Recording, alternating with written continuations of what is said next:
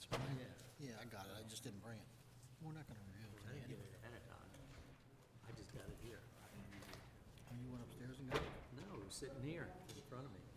Okay, I'm going to call the meeting to order Well, that was probably mine. and thank everybody for being here on Valentine's Day. Happy Valentine's Day. This is the place to be. My husband said that nothing says "be my Valentine" more than being invited to a workshop, and you notice he's not here. So, for the record, all the members of the town council are here.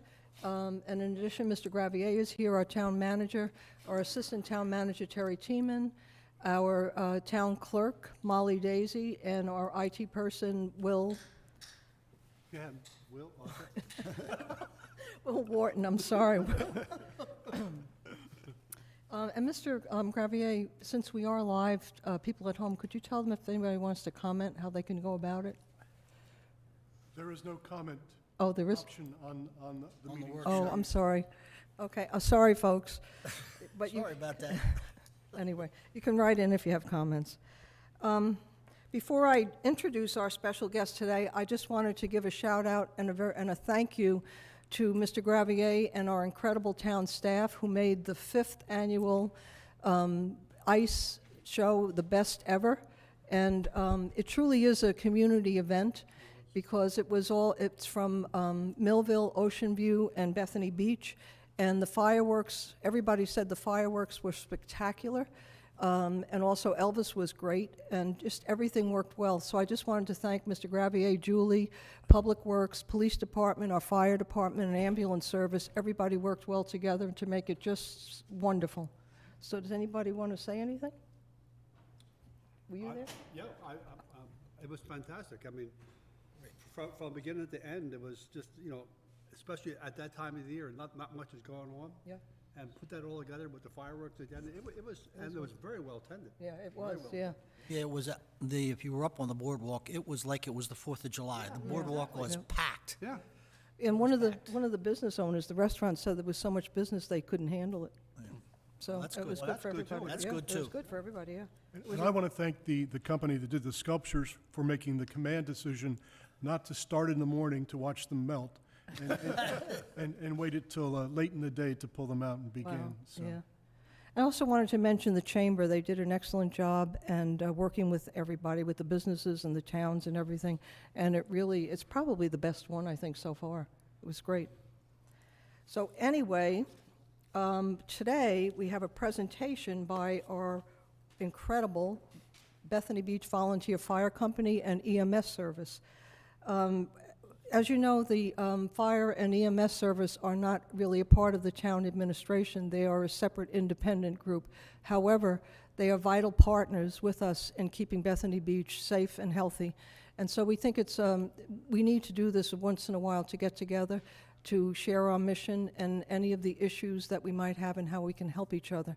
So we have with us today Justin Norman, who is the president of the Volunteer Fire Company.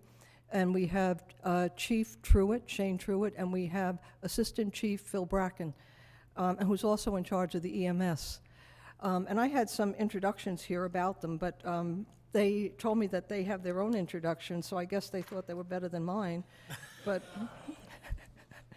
We'll see. well, we'll see. But I just wanted to say up front that I know President Norman, and I know he's dedicated his entire life to public service, as I know Chief Truett has, and I'm sure you have too, Phil. But he has a checkered past, too. Oh, but this is going to be good. Oh, yeah, no. No, he had been a firefighter and EMT in Millville years ago. He looks young, but actually, he goes way back. And he's Are a you sworn supposed to be officer. complimenting him? Yeah, I'm supposed to. You can see why he's introducing himself. And he had been a sworn officer in Ocean View, and now we're grateful that he's here in Bethany Beach as part of our Bethany Beach Police Department.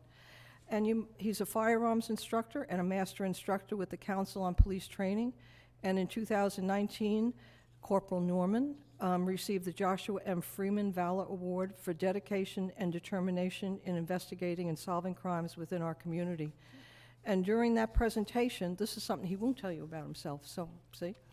It was noted that his empathy for his victims and his desire to help others is consistently demonstrated, and that's the corporal I know, the person on the police department I think we all know. Now, he told me that he was going to do the introductions, and he was also going to introduce Chief Truett and Assistant Chief Bracken, so I'll turn it over to you. Well, thank you very much. I don't think I can beat that. So if you do have more, please continue. I'm Yeah, enjoying I'll it. send- No. I mean, We'll go ahead and stand up. So again, Justin Norman, president. I've been president for about the last 3 years. We serve a 2-year term, so I'm in my second term. I joined the fire company in 1996 when I was 15 years old as a junior member, and just kind of worked my way through. I've pretty much held every position other than fire chief and chief engineer, which is responsible for the apparatus, because I'm just not that smart. If something's wrong with my battery with my car, I get someone else to deal with it, because I don't understand that kind of stuff. But a few years ago, I got married and moved to Bishopville, Maryland. So as far as the operational side of things, they've kind of taken a back seat. I don't really get in the back of the rigs too much, although I will say that in the last 2 weeks, I've ridden it twice. So felt pretty good to dust off that gear and put it back on. But I'm enjoying my administrative role. It allows me to do that when I live far away. I'd be remiss to say that I truly believe that this is the best town to work for.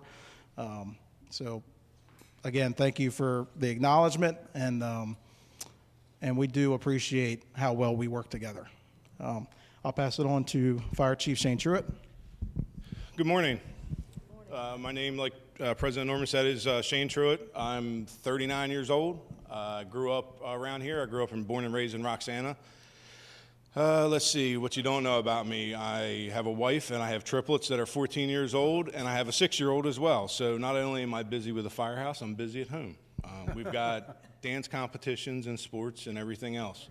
I've been in the fire service since 1996 as a junior in Roxana. Moved to Ocean View and got married, joined Bethany. Will be a life member next year at 20 years in Bethany. So I got 24 years in the service. I'm a career captain in Christiana Fire Company in Newcastle County. I've been employed there for 11 years. Been in the fire service career-wise for going on 18 years. And it's a fun-filled enjoyment of my life. I have a passion for it. Prior to being fire chief, this is my first term. Like Justin said, we do 2-year terms. I was deputy chief for 10 years. I've held every rank except for president and chief engineer. Other than that, there's not much else to know about me. We enjoy working together, and thanks for having us. Phil? Hello, my name is Phil Bracken. I'm the assistant chief in charge of the EMS division at Bethany Beach Fire Company. I grew up in Middletown, Delaware, started in the fire service when I was 16 years old, and here we are now, 32 years old. I no longer volunteer. Bethany Beach takes up most of my time, but I live out in Dagsboro, about 20 minutes from here, and I enjoy the outdoors in my off time. All right, I want to make sure I'm not standing in the way here. So thanks again, Mayor and Council, for inviting us.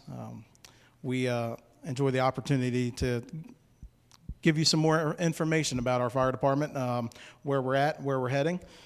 So just an overview of what we're going to discuss, a very, very, very brief history of the fire company, our stations, district, our apparatus, their capabilities, our staff. We have an auxiliary, if you weren't aware of that. Training, call volume, the special events that we do, manpower, funding, where we get our funding, and kind of where we're looking at for the future. If at any time you guys have a question, please don't hesitate to stop me, okay? So history-wise, June of 1948, a group of residents came together to form the Bethany Beach Fire Company. Prior to that, Millville Fire Company handled this area.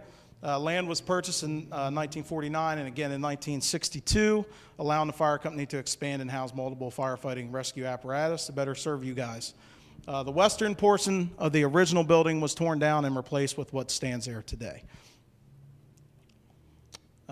And at the inception of the fire company, when there was an alarm, someone would be notified and they would have to run to the firehouse and then activate the siren, and that got the rest of the firemen here. Obviously, with technology today, we have pagers and cell phones. I would say majority of us probably rely on our cell phones to be notified. It just sends us a text message. But a very more detailed history can be found on our website, BethanyBeachFire.com. And I encourage you all to follow us on Facebook. We put our events on there. We put our calls on there. So if you follow us, you'll see it on your feed. All right, we have 2 stations. You're probably more familiar with headquarters. And then our substation is in Fenwick Island. Okay? Just to give you some action photos here, this was a small kitchen fire at Sea Colony. I think it's pretty recent, probably within the last month or so, right?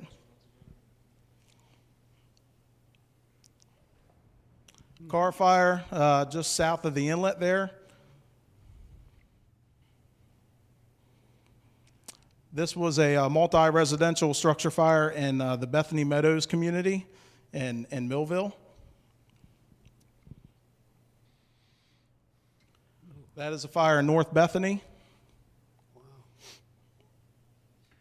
Looks like California. Yeah, so the thing with North Bethany is, there's not a lot of people up there this time of year. So when one catches fire, it takes a while before somebody sees it. Yeah. I'm sorry? No, this is not the most recent one. No. I should have included that one though. This was also another house fire in North Bethany, Sussex Shores. Yep. Sorry, stand corrected, Ocean Ridge. This is just a snapshot of our training. We do vehicle rescue training every year. So we get some cars from the junkyard, we pull them in the back parking lot there and have some fun practicing with our tools. And this is a common occurrence during the summertime. You'll see us land a helicopter over here every now and then for spinal injuries that occur on our beaches. So our fire district runs north to the Inlet Bridge, south to the Maryland-Delaware line, west to the Assawoman Canal Bridge. And if you take a line through the water, I'm sorry about that. We cover all the areas of water as well, Assawoman and the Rehoboth Bay. Obviously east to the Atlantic Ocean. It's approximately 17 square miles, responsible for 10,000 property owners. And as you're aware, the population varies in between the seasons. So off season, about 2,500 residents, and then that spikes up to 30,000 when we have, people on the beach visiting our beaches and our businesses. I'll probably let the fire chief talk about our mutual aid. So in our fire department, we have what's called a street alarm. Basically, this gives us an extra engine or a rescue on certain types of calls that the county fire chiefs had determined are a higher priority than that automatic fire alarm where you only need maybe one station. So Millville and Roxana are our 2 closest bordering departments that come to us for mutual aid. We also reciprocate the process when they have the same type of alarms. Box alarms, what that means is it's dispatched as a reported fire, smoke or fire in the building or residence. On that box alarm, we get 5 companies on that. Yes, that may seem like a lot, but out of those 5 companies, I can tell you that I've been on at least a half a dozen in the last 2 years where I've only got 5 pieces of apparatus. And on those 5 pieces of apparatus, you probably only have 4 people on each one. And FPA standards, we try to get 15 or 25 people on the scene within 15 minutes. So you can see we're kind of struggling with that process. So that's why we have Ocean City, Rehoboth, Frankfort, Roxana, and Millville. Ocean City's coming mainly because they're our closest ladder truck besides Roxana. If you think about that, yes, we have a ladder truck, but we try to get water on the fire first, so that means we want to get the engine on the street. So the truck company does the searches. So Ocean City is coming from Station 4, North Ocean City, all the way to our Indian River Inlet Bridge. That's our closest ladder truck. Water rescues, we have a task force, so you'll get a 3-company dispatch on any water rescue except for ocean rescues, which is just us and the Coast Guard. We have jet skis that we deploy on the beach when we have ocean rescues, but other than that, anything in the bay, Assawoman Bay, or the Rehoboth Bay, we'll get Millville, Dagsboro, Indian River, Rehoboth, and the Coast Guard. So we rely on each other, and they rely on us as well. So that's kind of how we run our assignments for emergency services. All right, so our apparatus, what we have right now, engine 1 is a 1989, which has actually been sold. It's engine 2. It's a 1989. Oh, number 2. Okay, sorry. And so we have 2 Quints, a 2002 and a 2012, which are 75-foot aerials, which carry 500 gallons of water and also carry vehicle rescue equipment on each one. We have 1 tower that's a 100-foot rear mount tower with a bucket on the front. It's a 2012. It actually serves as our rescue. A few years ago, we sold our rescue because the rescue calls we have in our district, you would think we would get more vehicle accidents than we actually get with the amount of traffic we have in the summer. We actually don't get a lot of vehicle accidents where we have to cut cars. So that's why we kind of do a lot of training on that. So we turned our tower truck into our rescue. So it not only carries our equipment for search, rescue, salvage, and overhaul, opening up roofs, but we also carry all our vehicle extrication stuff on that. We have 1 brush truck, 2002. We have 3 utilities. The utilities serve a purpose for getting on and access to the beach. Any type of off-road stuff that we have to go to assisting other departments or any of the walking trails. We have 1 command unit that we try to staff daily, but with everybody's busy schedule, it doesn't always happen. That's to get a chief there in a quick amount of time to start making decisions on the scene. We have 1 traffic control, which I'm sure you guys see frequently in the summer, running all over the place. We have 3 ambulances. We keep 2 of them staffed 24 hours a day, 7 days a week. And in the summertime, we keep 3 of them staffed Friday, Saturday, and Sunday for 12-hour, an 8-hour shift and then a 12-hour shift. We have 1 storm response vehicle. We bought this back when the hurricane came through. It's a 5-ton. It's a retired military vehicle that we bought out of Dover. It's equipped with a ladder and heating and air in the back of it to if we have to go get people stranded in high water in some of these developments. We have 3 boats. So we have a 22-foot Sea Ark. Basically, we don't go in the ocean with that boat unless it's a calm day. It's only 22 foot. It's not made to go in the ocean unless there's an experienced driver on there. So that's our back bay boat. And then we have 2 inflatables. 1 was donated to us from Christiana Fire Department, and we purchased 1. That's to get us into low water areas because our 22-footer has a little bit of a draft on it, so we can't get in all those areas for stranded people or whatever. UTVs, we have 3 of them. We have 2 Rangers and 1 Argo. 1 Ranger, we just took possession of a new one. It was bought out of the LTR for the EMS budget. The fire department had 1. And we also got an Argo. 2 of the 3 of those, the Argo and the fire department vehicle Ranger, were both secured on grants. It cost the company nothing to get those vehicles. However, we did have to pay for the equipment that goes on it, emergency lighting, anything like a radio or anything like that. So we spent like less than $5,000 on each one of those vehicles. Then we have a special ops trailer. So we have about 18 members of our department that are certified in swift water. So that serves as our swiftwater trailer with all our suits in it, all our water rescue gear, our bags, our inflatable boats are in there. We have 2 outboard motors that are in there for the inflatable boats if we need them. We can put a Ranger in there if we need to tow it somewhere, and we have a couple trailers that we can tow our equipment around with too if we have to go respond somewhere else. Like Wilmington, when they had the flood, we ended up sending the special ops trailer, our 5-ton, and a Ranger up that way. So that's our equipment and how we utilize it and what we have.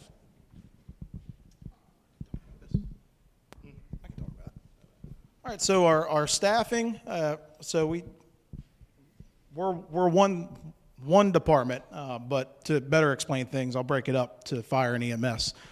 On the fire side, the administration consists of 8 board of directors, so the president, the vice president, the secretary, the assistant secretary, the treasurer, the assistant treasurer, and the chief engineer, and the fire chief.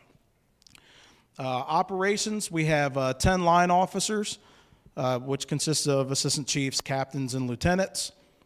We have 29 active volunteers, 1 administrative assistant, 3 full-time EMTs, 4 service members, and 3 live-in members.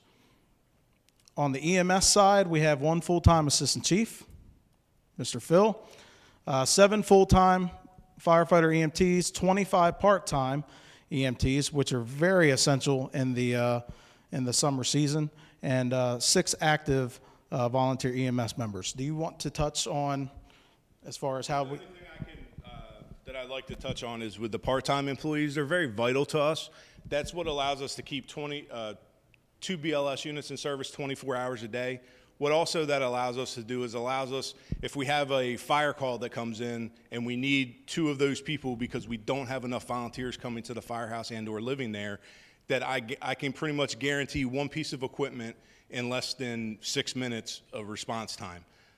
And still keeping a BLS unit staffed in the district for medical emergencies to make sure that they can respond to.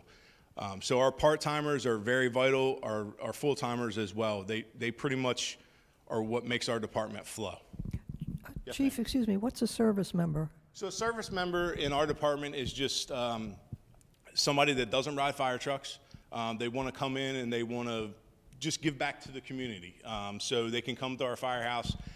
They don't get to get certain benefits like a pension or something like that, but they can help out and do the fundraisers that we do.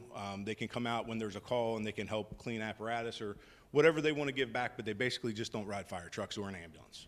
So they volunteers? Yes, they are volunteers. They're that's a category of membership within our department. Do you want to explain the live-in? Okay, so the live-in members. We currently at Station 1 have the capability of housing 5 live-in members. I currently have 3. Out of those 3, all 3 of them are actually current volunteers, young guys that decided they want to move out of their parents' house and have somewhere free to live close to the beach, which is great for them. It's actually great for us too because they got to give us 36 hours a week, just like a full-time job, and ride fire trucks 36 hours a week. Most of them do it at night. In the summertime, they do daytime shifts and nighttime shifts, but it's broke out into usually 12-hour slots. We also allow them to go on vacation. So if they say, hey, I'm going on vacation for 2 weeks, well, the week before and the week after, they double up. They do 72 hours or whatever. So they put their hours in. So they're basically working a full-time job for a free place to live 1.5 blocks from the beach. It's great. At Station 2, we did have live-ins down there. That hasn't been a thing in some time. The facilities just aren't really habitable right now upstairs for us to put people there. At one time, we had 4 people living there, but that's just that's a hard place for us to go right now. But there's just not many people live there. Okay. Did you want to touch on any of the EMS stuff? Okay. Okay, the auxiliary consists of almost 40 members who act as a supportive role to the fire company. You may have recalled they used to be called the Ladies Auxiliary. A few years ago, the Volunteer Firearms Association voted to X the ladies part of it, and now it's auxiliary. So you can be all inclusive, yeah. So they hold several fundraisers throughout the year. You probably see them selling T-shirts up on the boardwalk. They used to do that. The Artisans Festival is a very well-attended event on Columbus Day? No, October. Yes. In October. Yep. And then a golf tournament and T-shirt sales, and they do a fashion show. I believe that's coming up. But they really work hard. And as you can see, their fundraising efforts, they provided us a check for $20,000 last year. So we were pretty shocked by that. Justin, can I touch on yes, this? absolutely. Also, so for the Ladies Auxiliary, these people are doing things that I can't get our firemen to do because I have a hard enough time getting them to come out for calls and getting our fire trucks on the street because everybody's busy. That's what these people want to do. They come to us and say, hey, I want to help you sell T-shirts. I want to help you make money to give back to the community. That's what they do. That's some of these service members go up and help these ladies every weekend on the boardwalk to sell T-shirts, or they take them to other events. But they're a very vital part of our organization, because without that 20 grand, there are things that we would have to cut out of our budget, or special events or special equipment that we may need that we couldn't buy if they didn't do that for us. So training for a basic firefighter, as you can see, basic firefighting skills, it's 36 hours of training. You attend the Delaware State Fire School in Dover. Then you need to acquire structural firefighting skills, which is another 24 hours, and then hazmat response skills, which is another 24 hours. That's what we require of our active firefighters. Our firefighters to be considered an active member. Those are the training requirements you must need. If you want to serve in an officer capacity, which there are appointed positions by the fire chief, you have to meet certain standards. So you need to, if you want to be a lieutenant, you need to have at least the crew leader, which is another 12 hours, fire officer 1, captain's position, 36 hours, and then fire officer 2, assistant chief is another 36 hours. On the EMS side of things, if you want to be an EMR, it used to be called first responder. Most law enforcement officers have this level of training. It's an introductory level. That's 48 hours of training. If you want to be an emergency medical technician, to ride the ambulance, to be certified, it's 160 hours. It's a long course. And then obviously CPR AD is 6 hours of training. One thing to go along with that firefighter, you see those hours, that's what it takes for someone to come in our department and be able to put on an air pack and go in a burning building. So they have to complete that training first before they're, I don't want to say of use to us, but before they can go in a working house fire and save somebody's life and or put a fire out. Excuse And me, the officer side comes with years of experience as well. So the they crew have to have leaders. ongoing training?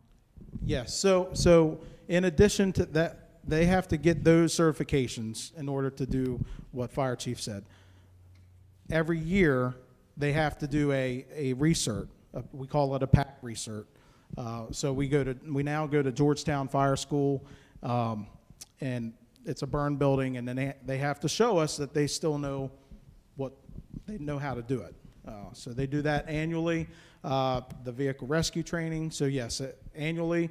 There's nothing at the state level currently that is a requirement. Now with EMT, there is a 30-hour refresher every 2 years in order to maintain that status.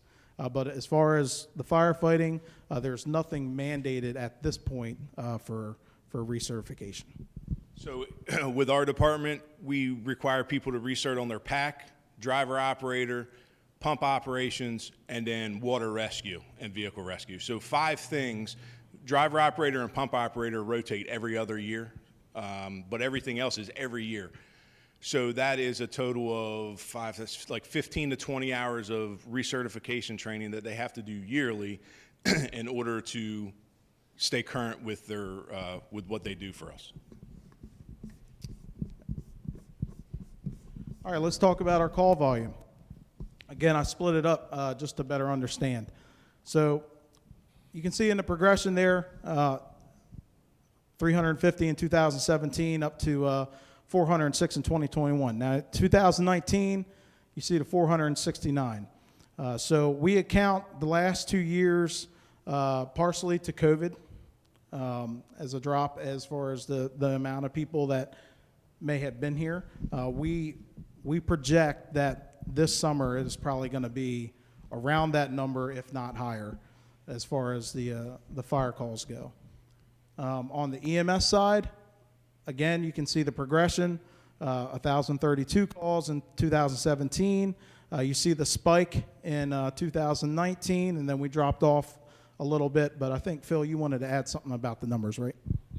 So just recently, as last year, we implemented a new response procedure that would keep the ambulance in the fire station instead of chasing the fire truck to a nuisance alarm such as an automatic fire alarm. That way, that EMS staff are still ready to go in the station, ready to respond to that second emergency. So almost 100, actually it was exactly 100 calls where we did not take that ambulance to, which also saves us money on fuel and maintenance and repairs and all that. So that 2021 number should, if we excluded fire calls, it would actually be very close to last year's numbers. Thank you. All right, the special events that we're responsible for, mostly EMS is what we provide on these. Numerous 5K races, the Bethany Beach First Responders Sports Weekend, which is huge in September, every September. The Ocean to Bay Bike Tour, hundreds of bicycles are out there. Thousands, stand corrected. The 4th of July Parade and Fireworks, polar plunges, the fire prevention at LB, and we also do it at Sea Colony. The burn camp, which is, it's a really, really cool thing that they do. They bring in burn victims and have a nice little thing for them. So we participate in that every year. And then the Seize a Day, which is for our military veterans, we participate in those events as well. So let's talk about Manpower. We've kind of hinted at it throughout the presentation. Volunteerism is a dying breed, unfortunately. So it's getting harder and harder and harder to keep our numbers high. So in 2017, we averaged 11 personnel per call. You can see now in 2021 that we're at 8 personnel per call. All right. When you take the paid staff into account of those Manpower, during the winter season, they can count on average for anywhere to 3 to 4 of those personnel, and then the summer season they can be account for an average of 5 to 6 of those personnel. So you guys can see the math there. When we take 8 people and you take out the paid staff, we're getting the bare bones. Okay. So as mentioned before, we have 29 active volunteer members.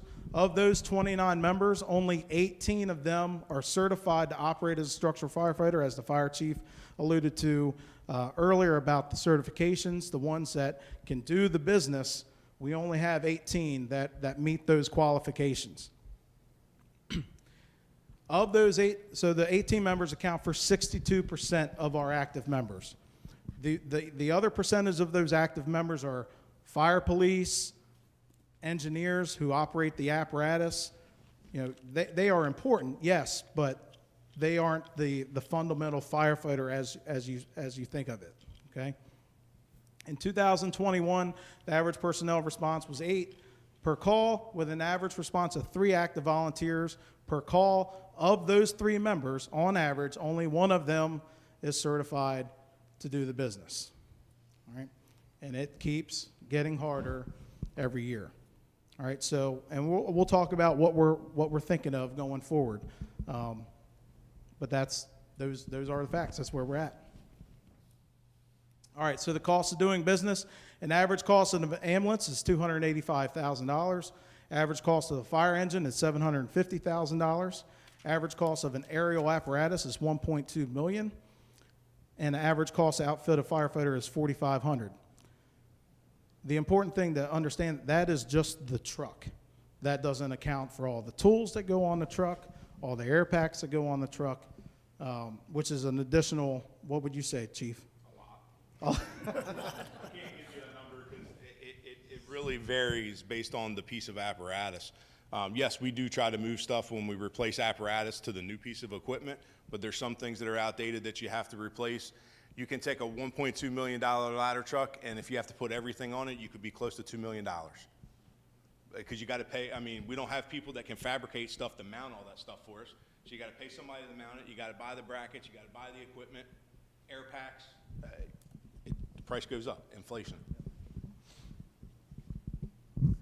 So funding, where do we get our money? This is a breakdown. So the state of Delaware, 52%, Sussex County 9%. Annual fund drive, you guys get those mailers in the mail. The fund drive and capital fund drive. So the difference between those, the capital fund drive goes specifically into our capital budget. Fundraising donations count for 5%. Parking lot, we're very gracious that was a wonderful thing that we did when we did that. 4%, the Verizon cell tower, 3%. We get income from Verizon on that. Town of Bethany Beach, thank you for your annual donation. The ambulance rent, I'll let Phil explain what that entails. And then South Bethany is less than 1%. That's the fire side of things. I'll let you talk about EMS. Just so real quick, the ambulance rent is a small portion of the EMS budget that basically pays the fire company for us to house the ambulances where they are, help cover cost for painting the firehouse and redoing the floors and things like that. So on the EMS side of things, about 12% of our funding comes from the state of Delaware, 9% comes from the county. For our transport and refusal billing, so when we transport someone, we can bill their insurance for the transport, and then we just recently started billing for refusals as well. That's almost 30%. Around 1% for donations, and then this last bullet point I'm going to explain a little bit into detail for those who might not know this, but community contributors and ambulance subscriptions make up almost 50% of the ambulance budget or EMS budget. 30% of those funds come strictly from the town of Bethany Beach, 9% from Fenwick Island, 24% from Sea Colony, 15% from South Bethany, 11% from HOAs, 1% from individual subscribers, and then 10% of the funding that we get from these subscriptions goes into what we call the long-term reserve, which replaces capital pieces for the EMS, such as ambulances and the Ranger UTV. So each person in our community, in our fire district, has the opportunity to pay $53 annually for what we call the ambulance subscription. And what that does is that covers you. If we come to transport you, we will bill your insurance company for the transport, but typically insurance companies only cover about half of that cost. So you are left up for the remainder of that cost, which can be upwards to $500 to $1,000. If you have this $53 annual ambulance subscription, we do not charge you for that remainder. We only go after the insurance company. So towns such as Bethany Beach, Fenwick Island, and South Bethany, they include it into your town taxes, and Sea Colony includes it into their HOA dues. I put Sea Colony separate from our other HOAs because they are such a large HOA and contribute, as you can see, 24%. So a lot of our HOAs on the north end of our district, they put it into their HOA dues, and then we also have individual subscribers. So anybody that we don't capture within the 3 towns in Sea Colony, as well as the HOAs, we send them an individual mailer, and hopefully we typically get around 150 people out of that. And then, like I said, 10% of each one of those subscriptions goes into what we call our long-term reserve. One thing to note on that is that covers anybody in the household. So if you have a rental property, your house is documented as the subscriber. So anybody that's in that gets billed for that insurance-wise, and then the rest is covered under that $53. Point, thank you. All right, so lastly, the future of the fire company. We kind of went back and forth is what to put on here, and honestly, we're still exploring those ideas. They're ongoing. Like I said, it continues to be a struggle. When we were coming through the ranks, there was a lot of local kids our age that were very, very interested in the volunteer fire service. You're just not finding that now. Not only that, but one thing to add to that is Bethany Beach's fire district is very expensive to live in. I don't know many 20 to 30-year-olds that can afford to move here and then provide a service to us. So yes, we lose those members that we had when they were young because their parents lived here. Well, they can't afford to live here, so they move to Ocean View, Roxana, Dagsboro, Frankfurt, further out west where they can afford to build a house and raise a family. So what you see here are the people that are left, and I tell you, out of all my officers, the 10 officers, I don't have one that lives in Bethany Beach Fire District. We almost all of us live in Ocean View or Millville. Yeah, I was going to ask you to touch on that as far as, you know, where our volunteers live.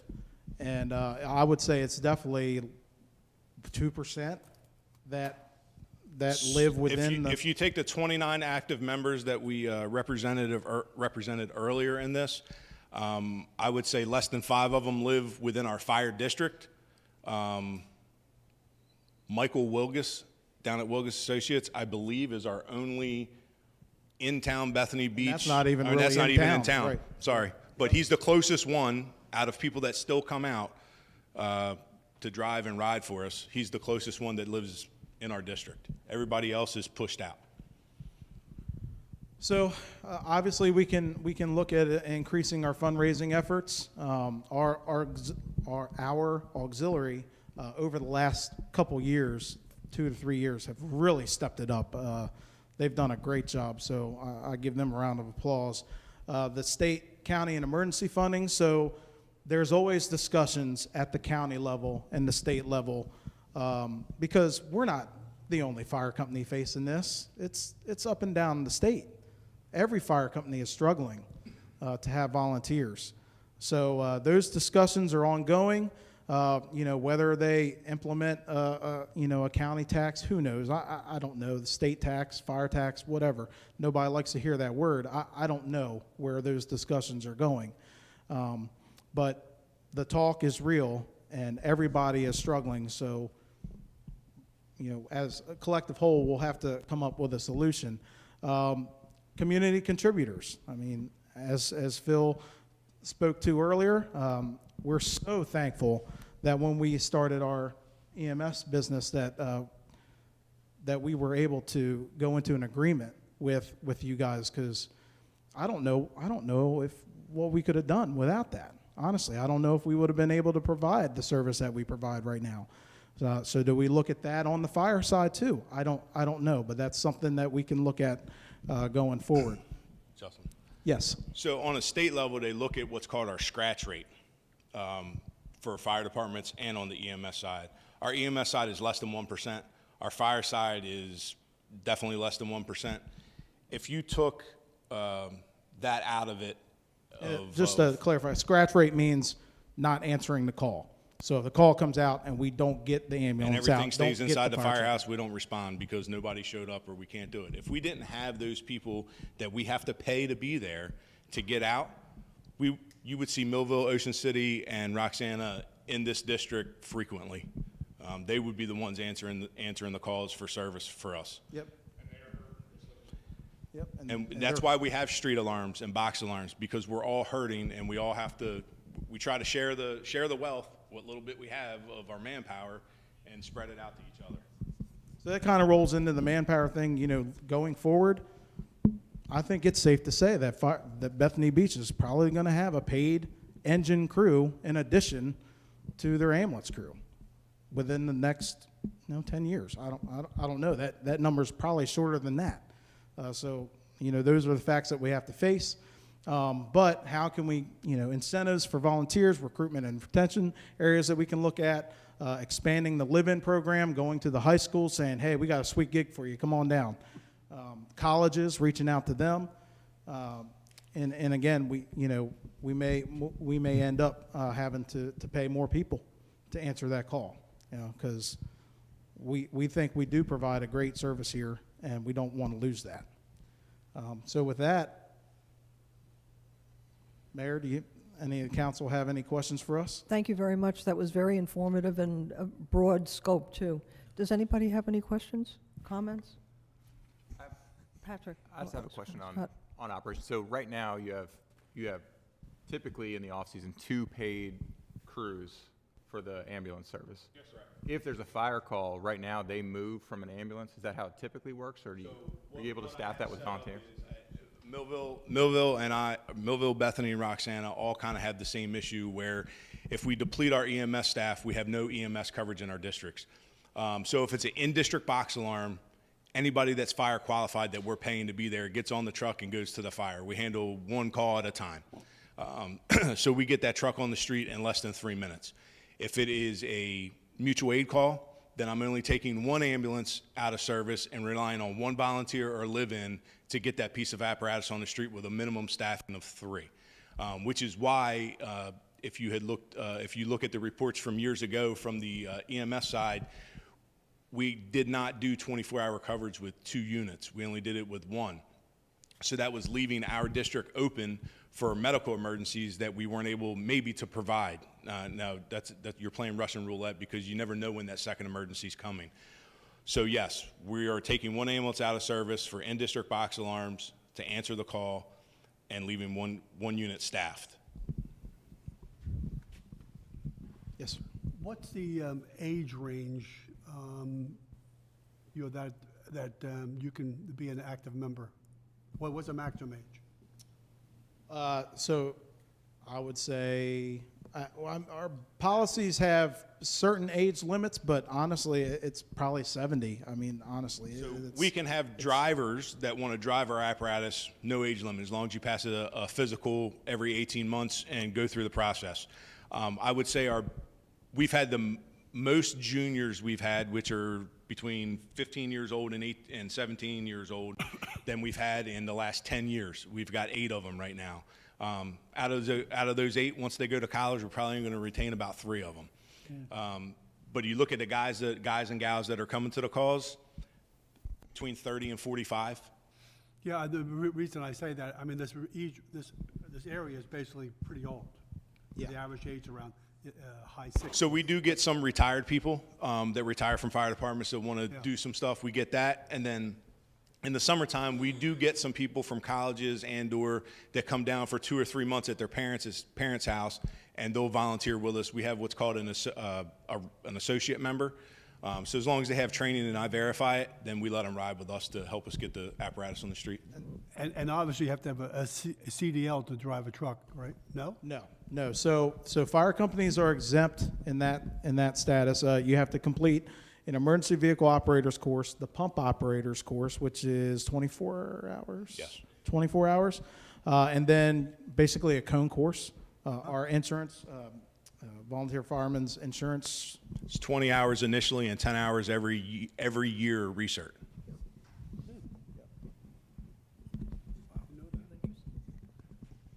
Anybody else?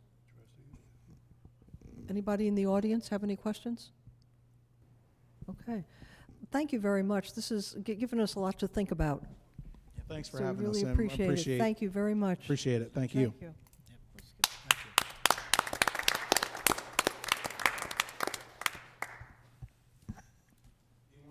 The stick around or? It's boring, but you're welcome. It's not as exciting as what you do. Unless you're sadistic, you should. Do you want to go ground cover? You want to go through ground? Oh, okay. Yeah, did you guys schedule that, or was that because that was timing?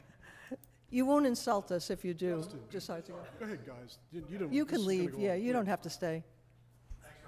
Thank you for coming. Thank you for taking the time.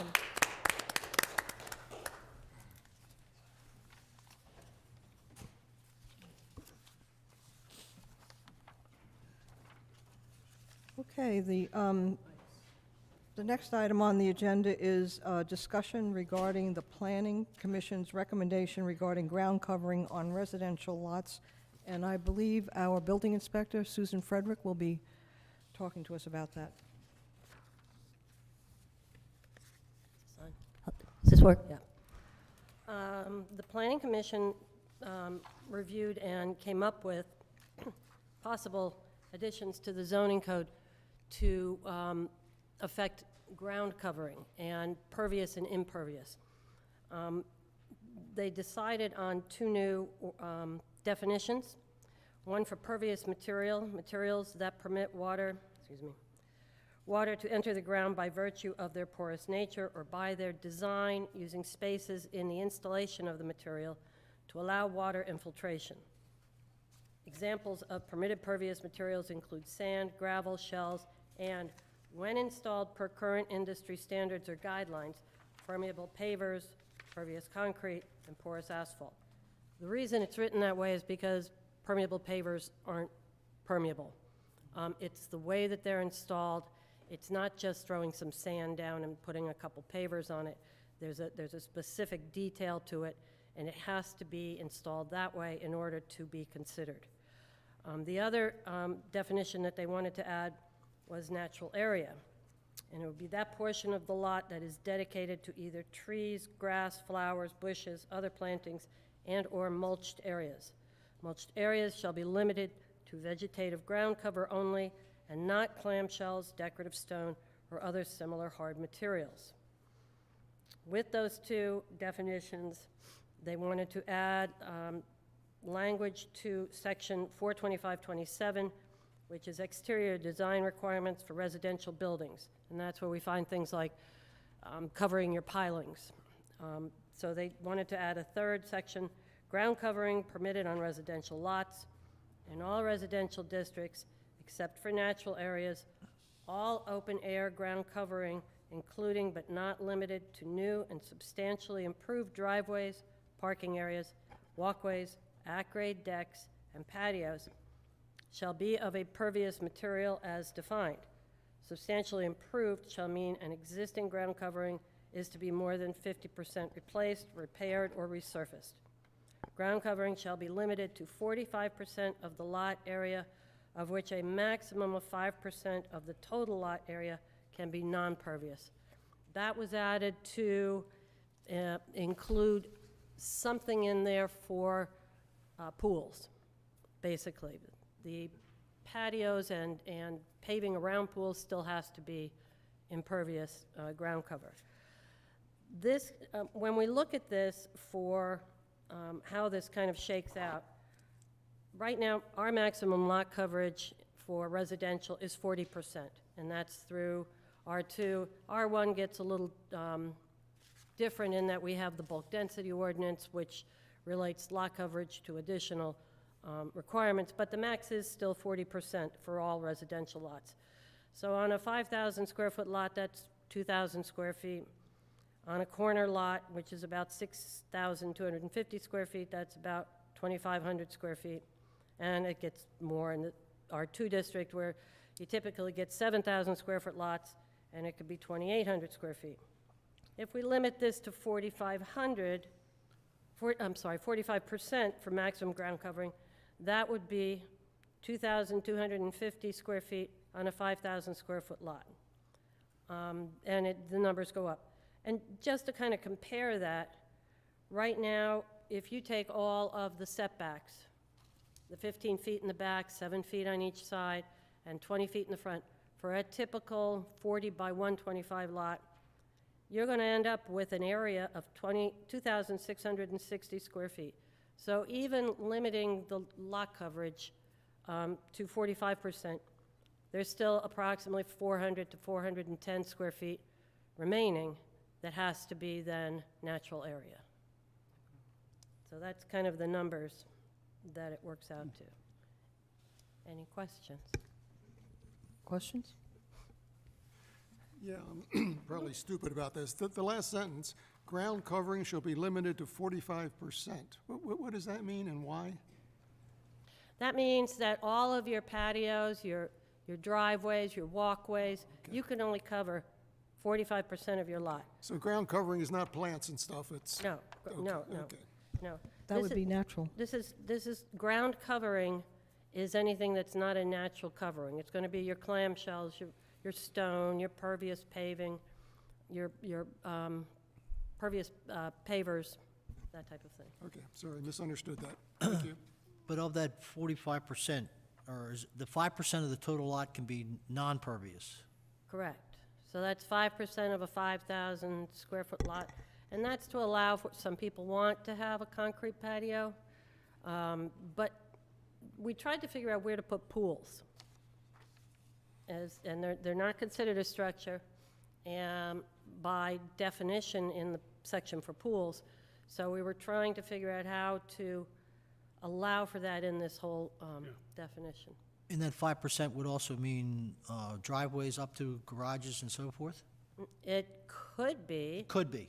but that's what you're limited to, and I don't know Yeah, how you're much. limited to 5%. It's your choice where you're going to use it. Pretty much, yeah. Okay. Anybody else? Susan, typically right now, if you were going to repave your driveway, are you supposed to get a permit for that? Yes, Okay. because people pave over their water meters all the time. So we want to take a look at it. We want to make sure it's the right width through the right-of-way, and they're not covering the curb stop or the water meters.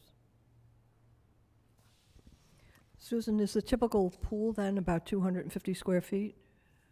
There is no real typical pool at this time, mostly because people are putting in anything from a 10 by, about 12 by 15, 20, or they're putting in plunge pools. I mean, some of them are crazy small, so it's not really typical, but it allows for a basic pool, Your pool has to be within your buildable area. Right. So there's a sort of functional limit on it. Unless you had a really small house, you're not going to have a very big pool.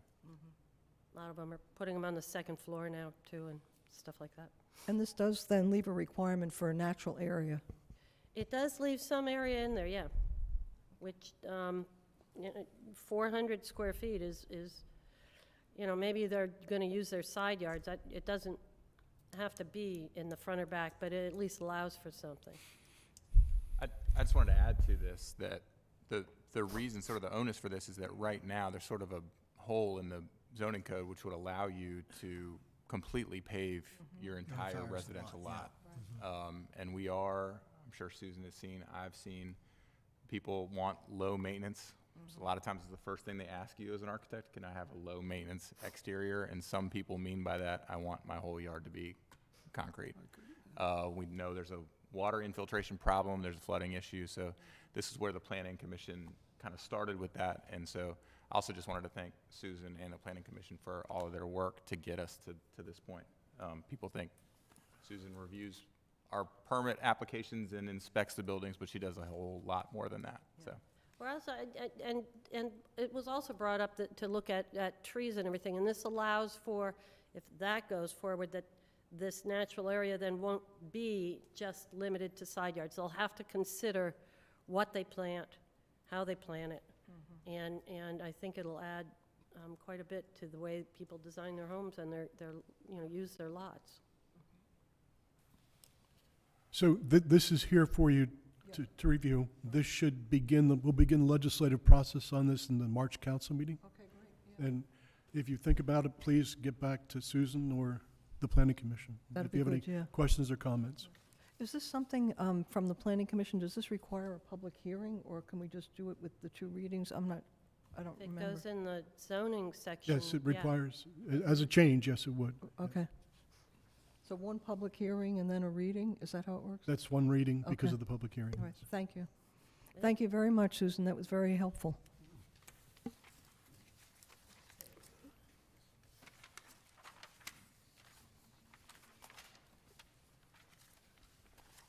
Okay, the next item on the agenda is the review of the draft comprehensive plan. And I wanted to upfront thank Mike Boswell, the chairman of the Planning and Zoning Commission, and also the members of the Planning and Zoning Commission who have worked for over a year on this project. And they're Diane Boyle-Fogash, John Gong, Kathy Shorter, and now Mark Bauernhuber, who has taken Scott's place. And also, Mr. Kilmer, who had been the council representative for much of the time they were considering this, did an awesome job, as did Scott Edmondson now, who is taking his place. But they worked for over a year on this, and this is not a finished product right now. There's still some editing to be done and everything. However, there are substantive portions, goals, and recommended actions that the council needs to consider. And because the time is so short now, it's due to the state August 17th. So we wanted to leave plenty of time to review the substantive provisions, and I outlined in what I gave you, there were 8 as I see. And what I'd be recommending would be, since we just have the opportunity March, April, May, June, July, so I thought perhaps we could do in March and April each do 4, consider at workshops.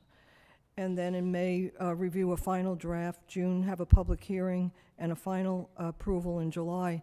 However, during that time, too, the members of the public, don't have to wait until the public hearing in June. You'd be able to comment on this at any time and to be able to come to the workshops, too, and provide comments. But anyway, I just wanted to ask Mr. Frederick if you wanted to say anything about this, and also Mr. Edmondson and Mr. Kilmer, if you had anything to add before we consider this. I was just going to sort of give you an overview of what's been done to date. In general, all the sections have been updated, except for those associated with U.S. Census information. We did just get a link to that, and Diane is currently working on them. That is approximately, I think it's 13 charts, and the information the written information on them. So according to my little green stickies, that's what they're going to update. There's also, I believe, 2 maps, and we got the update for that as well, and that would be, excuse me, the state investment strategies. That has changed over time. We got an update for that, and that'll be inserted in the plan as well. Other than that, they've gone through it. There's some cleanup, I think, to do, but other than that, they've updated the summary of our accomplishments based on the recommendations that we had in our 2012 to 22 plan. So the purchase of the wall check and dermatitis properties is in there. An overview of the bulk density was put in there. Parking changes have been included in there. Roadway safety, lots and lots of things that the town has achieved over all these years are now in here. Population information is that census information that we just got, and we're currently updating. The housing growth numbers in here have been updated. Neighborhood descriptions haven't changed at all, so that section is good to go. Government services and facilities have been updated for all of the improvements that have been done over time, such as Blackwater. The water supply, we had Ron give us the updated numbers before he left, so that has been updated. And transportation and roads has been updated for what's been going on top of that. And on top of that, I believe they also updated the new recommendations for the council to review. Susan, some of these charts that need to be updated, have you used the University of Delaware's IPA group for that? I'm sorry, what? Some of these charts that need to be updated. We used to use University of Delaware's Institute of Public Administration to get a lot of that data, and they did a nice job in the past. I don't know about, all I know right now is that all the charts that are to be updated are U.S. Census information. And that information was just got, the updated information. And Diane and her daughter is very good at updating these and is going to assist her in updating those charts. So that would be, that's all the population information, basically. All right. For example, total population, Sussex County, Bethany Beach, Delaware, things like that. Trend projection of growth, population projection scenarios, racial composition, age group composition.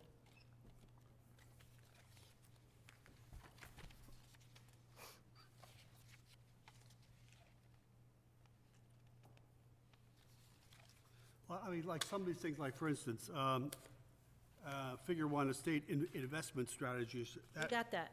All right, you got that? Yeah. Because that current one is 18 years old, so. Yeah, we got a brand new one. Terry was very helpful in calling someone and getting the new map to us. All right. Yeah, so just a couple of points I wanted to note. I think to reinforce something, Mayor, that you said, that this work has been going on for over a year. Susan's been with us at every meeting, every Saturday, or one Saturday morning a month. I think Molly was with us at a bunch. Will had to be there a few times, John Apple, Andrea. So the staff has really been integral in helping us get here. I think it even started, Faith was there when we started the process. So it's been a heck of a lot of work. What you have in front of you, council members, should be considered a rough draft. Lou's Right. already pointed out some things that need to be updated, some titles, and I think that Susan was referencing. One of the reasons we put this rough draft out at this point is so that we could parallel track our review with it, with the Planning Commission's update of the charts that we couldn't update because the census data wasn't available until last week, I think. Terry was able to, Diana thought it wasn't going to be out till March, but Terry said, Terry found it, and it's supposedly out now, and we had sent the link and everything to Diane, and her daughter is now got an extra month to help get it together. Yeah, and so we certainly want to see, I think the commission would love to see Yeah. basic red lines on, Yeah. typos and that sort of thing, but also primarily, Mayor, I support the sort of proposal that you have about breaking this into our 4, kind of separate goals next month and then the following 4 the month after, because I think as a council, what we should be looking at, I would suggest that what we're looking at is our goals and recommendations for the Right. town over the next 5 to 10 years. So it's obviously keep an eye on typos and things like that, but what we really want to know, I think, and what we want the town's feedback from when we get there is Now, where are we going Are from they here? going to have the capability of doing it in the Google Doc? We And they could. could make comments that way. We can certainly share the Google Doc link, which is how everyone was able to edit this in real time through Google Docs. We can share that with everyone if they're comfortable, or they can mark it up by hand on the printed page. There is certainly something about the printed page, which I think is why, you'll see when you print it out that the date is the last 5 years, not the current 5 years, and things like that, so. Yeah, and there's, some of these maps look like, 2011 and 2004, so they, All of those are on the list to be updated, Okay, still good. flagged within the Well, Google Doc to be updated. In a lot of ways, some of those that have dates on them, they're the same. they're the Right, same. I the know, map but just- hasn't changed. But just change the date, that's all. Yeah, so Oh, that, all right, yeah. yeah, They could do that. We're aware of that, but the graphics within the Google Docs are a little bit difficult, a little cumbersome, so I think that Diane and her daughter or granddaughter are working on that actively right now. So the zoning map has been updated to include the Walcheck property and the Demitatis property? Well, there's no, I gotta find it. That's a good question.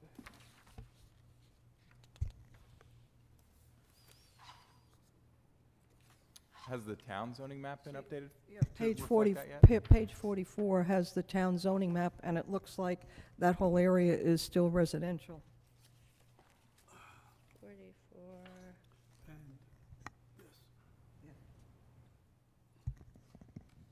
well, technically, we haven't rezoned it.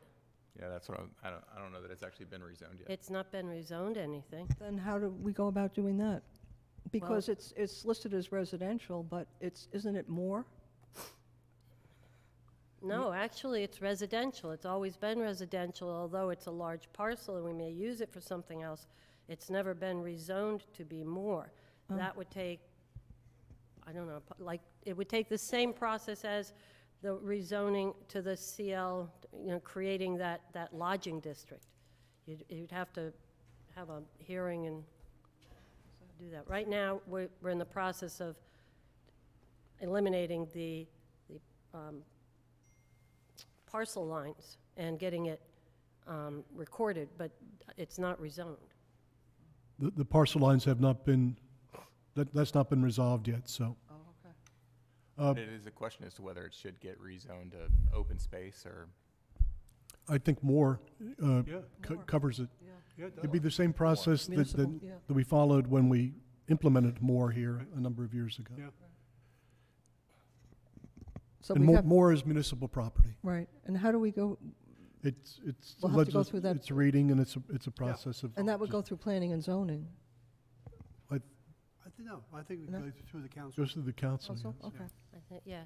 And can we do that as part of the comprehensive plan, or how do we go about? Well, if we don't, have it done, if the 2011 map is accurate to date, which it is, because it hasn't been changed, then the map is okay. Yeah. But if we change it, then we'll have to change the map before we submit it. That would mean, that might be time-consuming to get the whole rezoning, and then I'd have to send it to Kircher to get it shown correctly. I don't know how quickly they would do that. But time's on our side this way, yeah. Again, it hasn't changed, so what's represented is accurate. Right. So. Okay. Okay. So just again to note that the Planning Commission's work continues on this. We're going to continue Right. to refine and update that stuff. I mean, I think the page after talks about the fire service. We got a lot of updates about that today that are a little outdated in this document. So all of those things we're aware of, but certainly read it, go through it with a fine-tooth comb, and let the commission know, and we'll get it updated. Okay. Scott, you said planning is looking to council for comment on goals, or no? Well, I think, Yeah.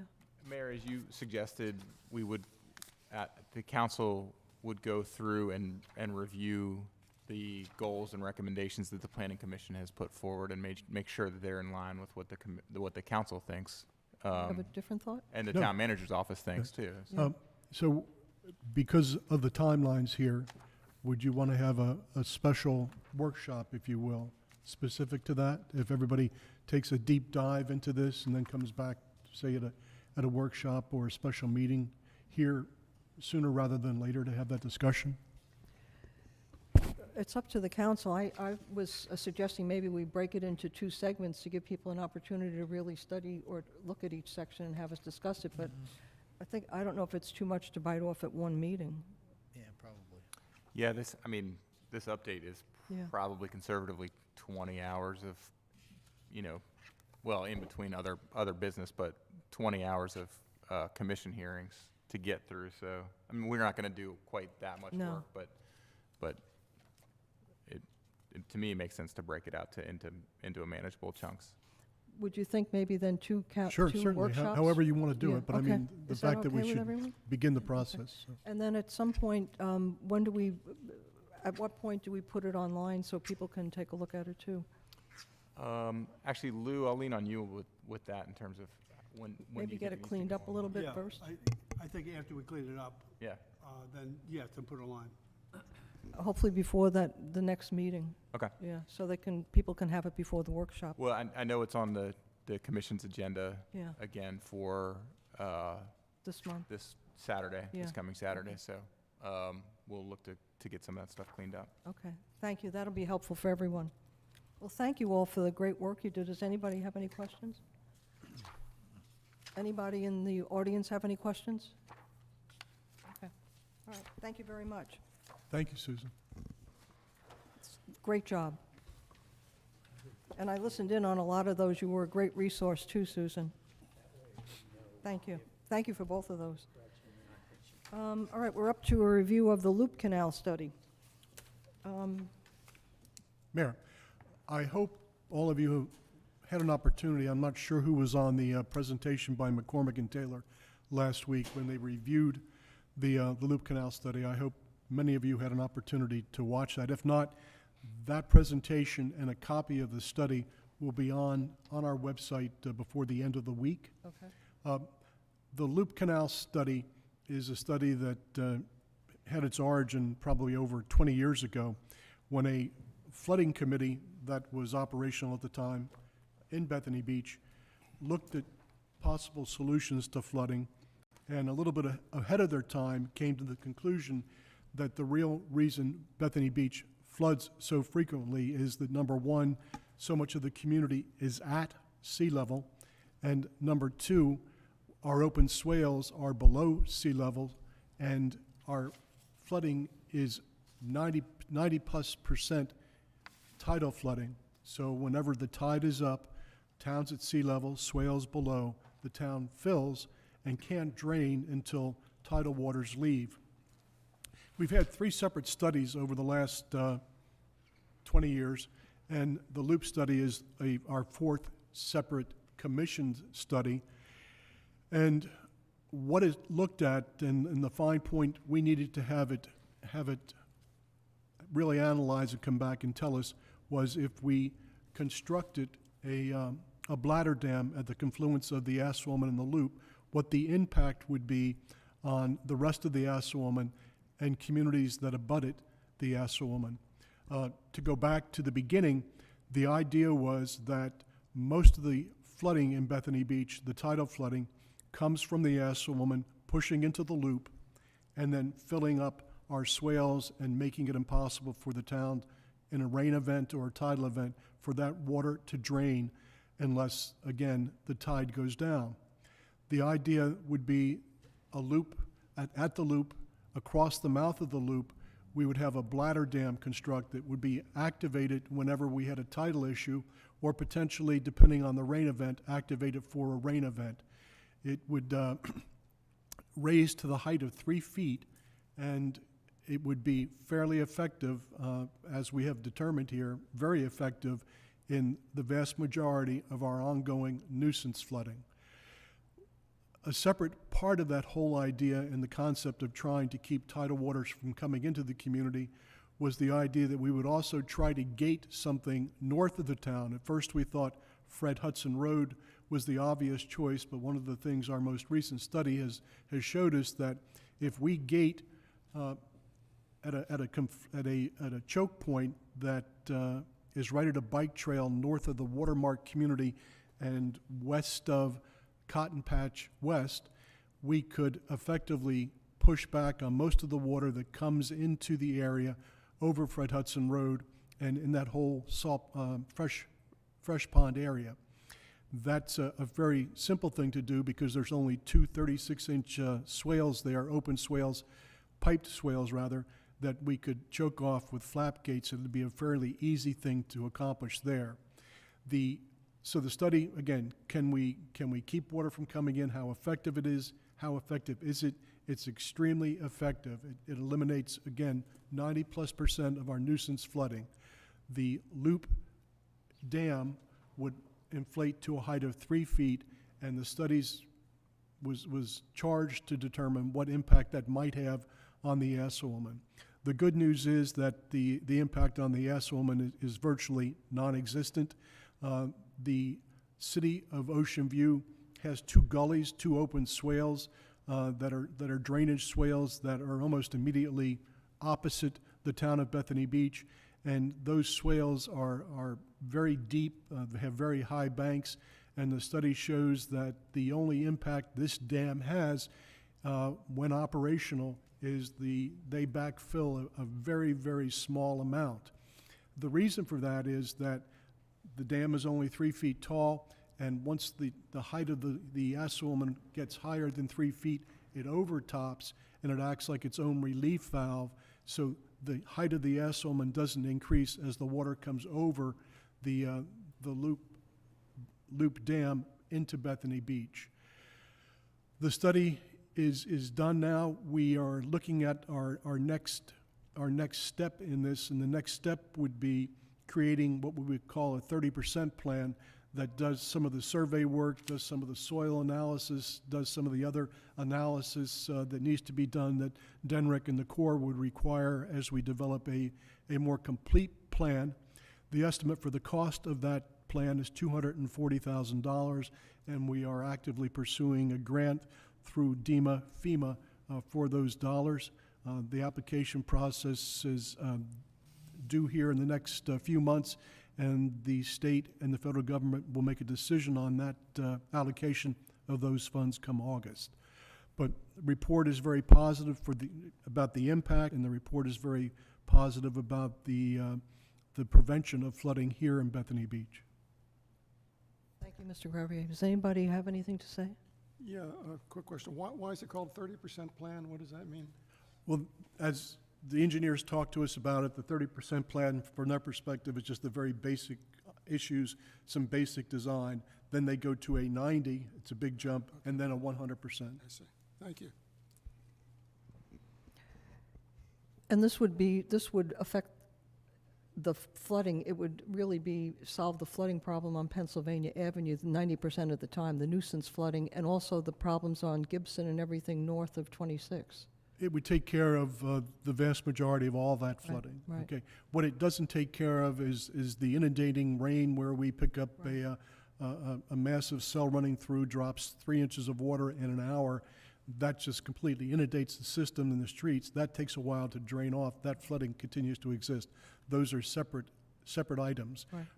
One of the things that the dam could be used for, as if we know something like that is approaching us, is we could operate the dam, inflate the dam on a low tide, and if we have a significant rain event coming in, then we have a sump that'll catch some of the rain and prevent some of the flooding that we would have. Then we would lower that as the rest of the whole basin here absorbs that sort of a rainfall.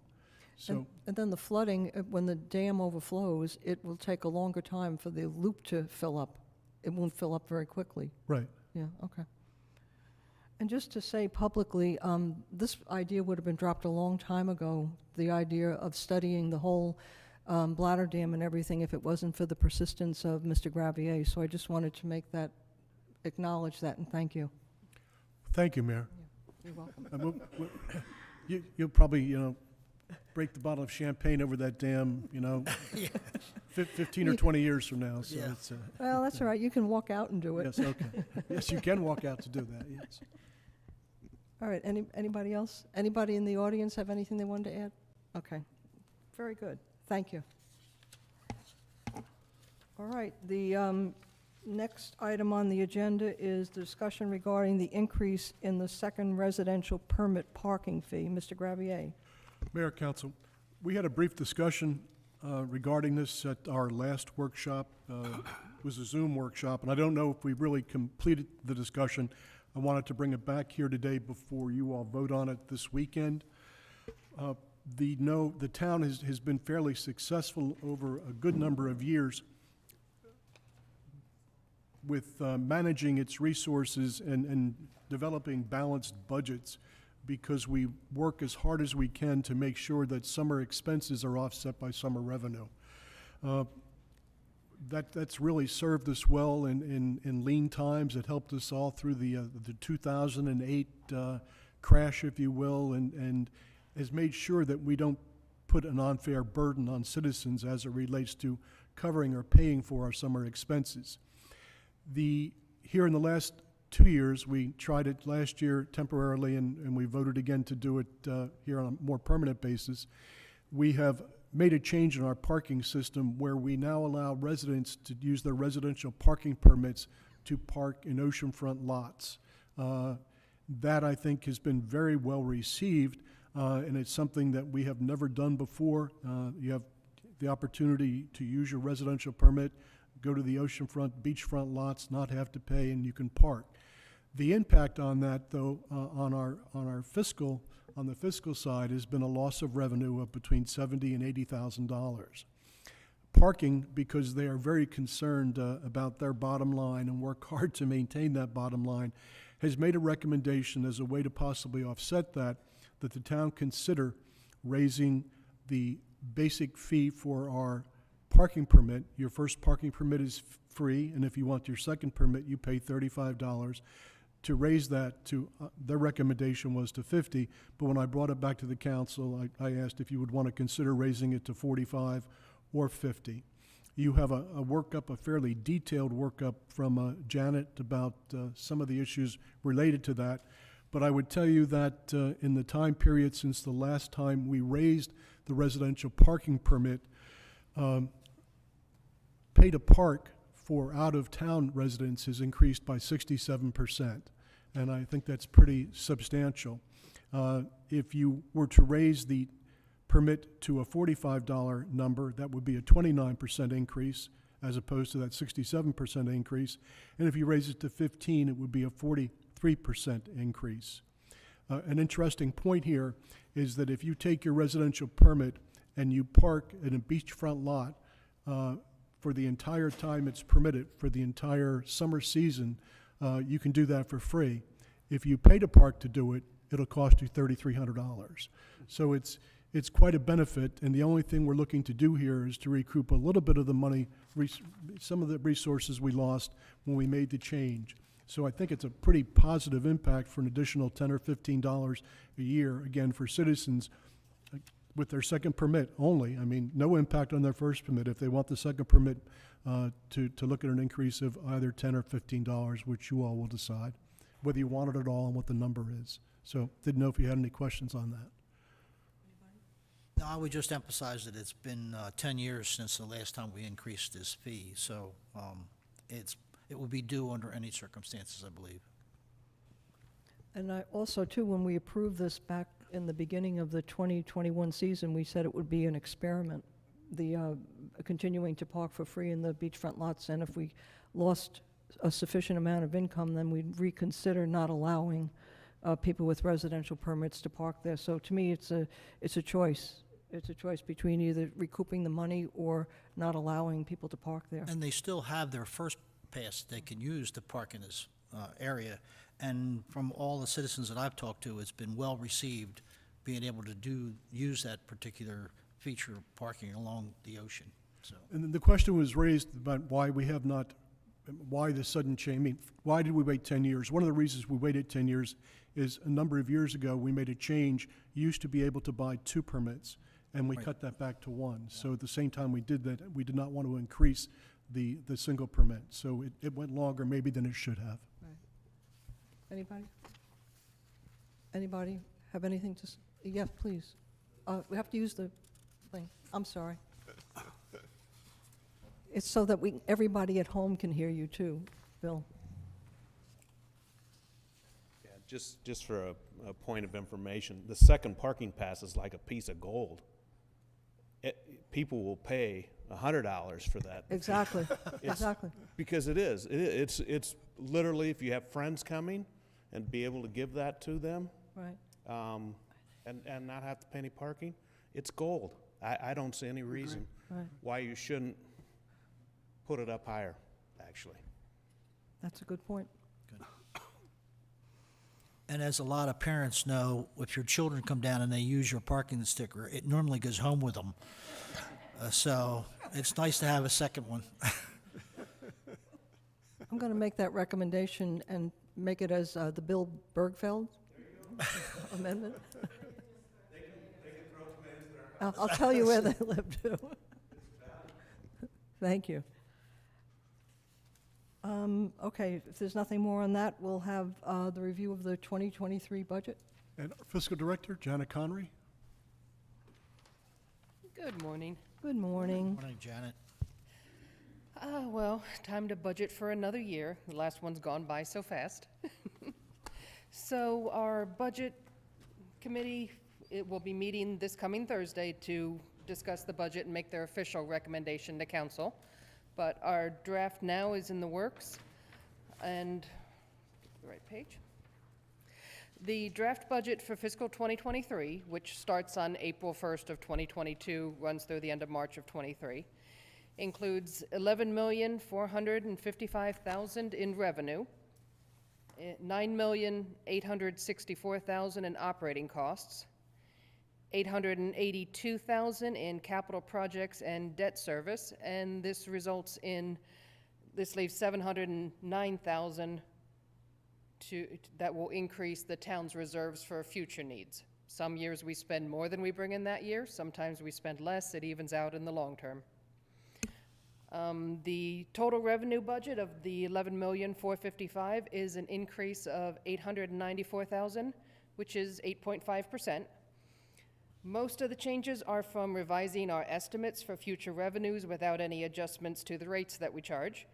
This includes increasing the budget for transfer taxes by $200,000, increasing the rental tax budget by $200,000, building permits by $150,000, and then $81,000 in other small adjustments. And this just reflects the history we're seeing, the very, very busy housing market, both in construction and sales. So those are no changes to the taxes or fees that we charge. We are proposing a 25% increase to trash fees, which we know is significant. The town always plans for trash rate adjustments every 3 to 5 years. This year is that 5-year point, so it's due for the adjustment. But the town's cost to provide trash services have increased significantly over the past few years, so we need to do a slightly bigger increase than we'd hoped. We've seen especially large increases in personnel costs and in the cost to replace trash trucks. On average, we replace 1 trash truck a year, and those costs have gone up by about 28% just in the past 2 years because of the pandemic and supply issues, manufacturing issues, so those costs have really increased. The proposed 25% increase would change our residential rate from $330 per year to $410 per year, which is an increase of $80. All other residential and commercial rates would increase by the same percentage, such as the dumpster rates that are charged to businesses. And this is expected to generate an additional $243,000 in revenue per year. And we'll review the fee in another 3 to 5 years to make sure it's good. Again, our target is adjusting these fees every 3 to 5 years to avoid large ones. So hopefully we'll get to the 3-year point and look at our projections and say this will last the full 5 years before reviewing again, but who knows what the future will bring. Also in the budget, there's the increase you guys were just talking about in the parking fees. The draft we're working on now works in $20,000 for increasing the annual residential parking permit by $10. If you guys decide something else, we'll just adapt the budget after your meeting this Friday.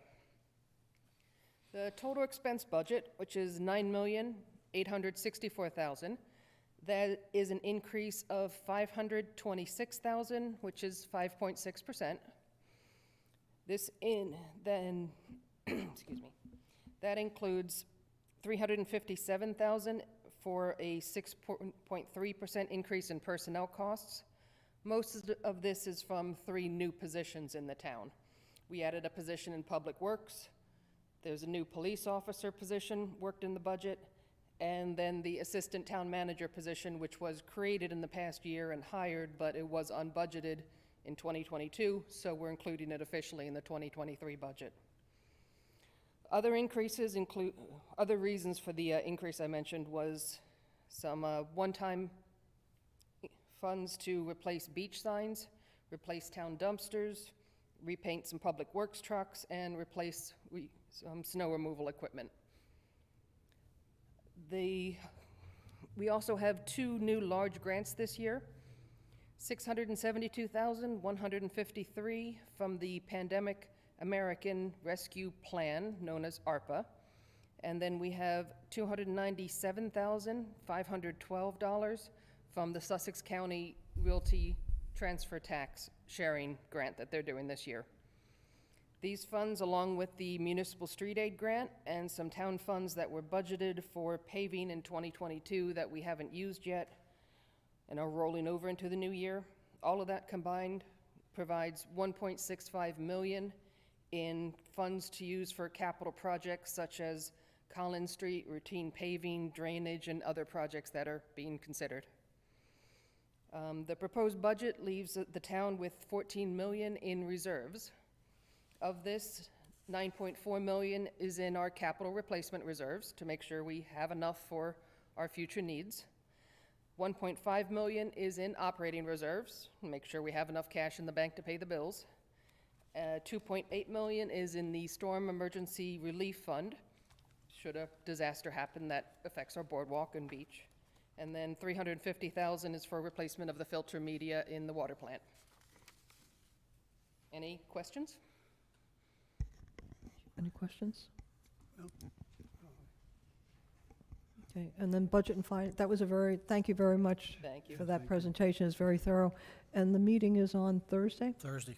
Thursday at 10. At 10? 10. Okay, we'll be there. Thank you very much, Janet. Oh, anybody in the audience have any questions? Okay. The last item on the agenda is discussion regarding Moby mats. Mayor, Council, we occasionally receive emails from residents or visitors. Some of them praise the fact that we have Moby mats and try to make the beach accessible. But others, many from our citizens, complain about what people perceive as a lack of care or concern regarding people with disabilities, handicapped people, and older people who want to access the beach and have a difficult time walking. Want to go over that a little bit and answer any questions and explain what we do and why we do it. I would note that I think we were probably one of the first beach communities on the Delmarva to use Moby mats as an effort to make the beach more accessible. And note that our ramps at Wellington and our ramps at Ocean View Parkway are handicapped accessible and were designed and built by the U.S. Army Corps of Engineers. They are not our designs. We can't move them. We can't alter them. We couldn't do anything substantive to them without seeking some kind of permission from the Corps, and they are Corps designed. Are they ideal? No, I mean, it's not an environment where you're going to create an ideal ramp when you have that sort of a drop-off and a regulated amount of fall that you have to include in any kind of design.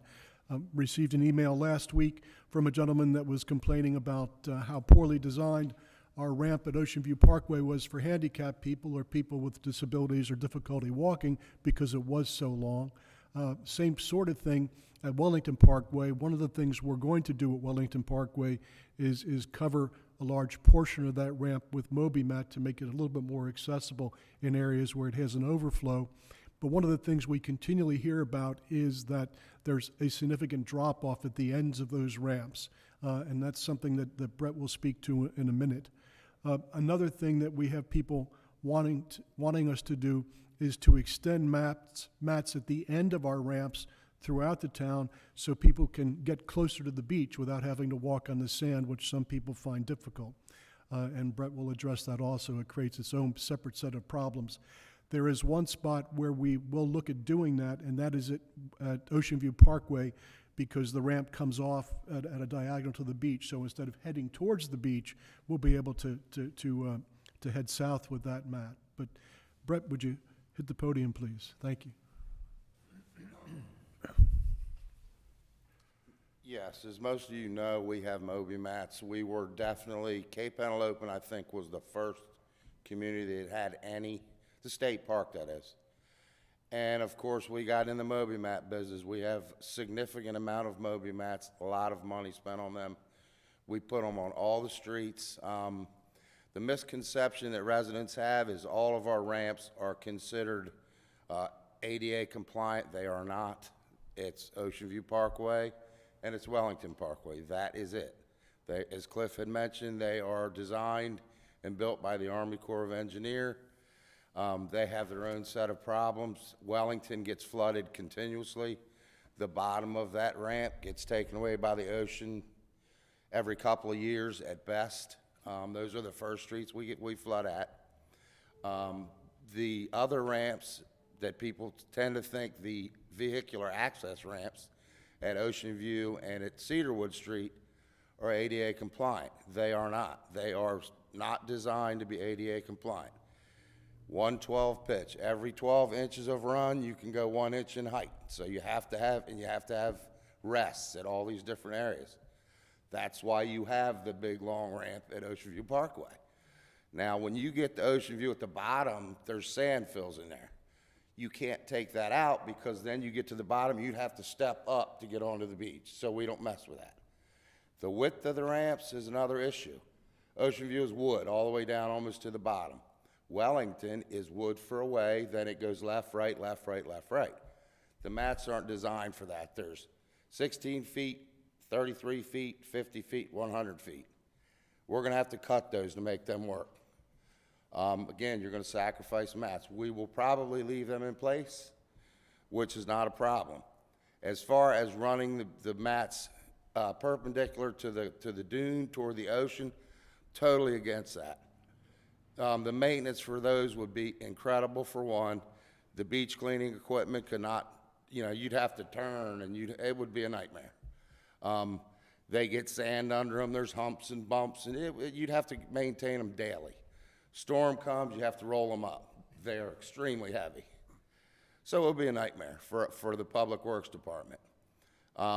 Again, I would be completely opposed to that. I just don't think it's something that the town should get into. I think Cape Penelope, which has a massive beach, has some matting going out toward the shoreline. But again, I don't think it's going to be practical for the town of Bethany. I mean, we get a storm coming, you got to race out there to move them. And at the bottom of these mats, we always get these drop-offs. We, the town, goes out, my staff goes out and fills those. The state doesn't really like that, but I'm kind of like, sorry, we have to do it. But it's constant. I mean, it's a constant every week. You almost have to go out there. And another thing, when you put those mats in, especially going out to the beach, they have big, long steel staples to hold them in place. They move. I mean, they come out. People tripping over them. It would be a nightmare. You can't drive the tractors over them. You can't drive our beach buggies over them. You can, but you're going to destroy them.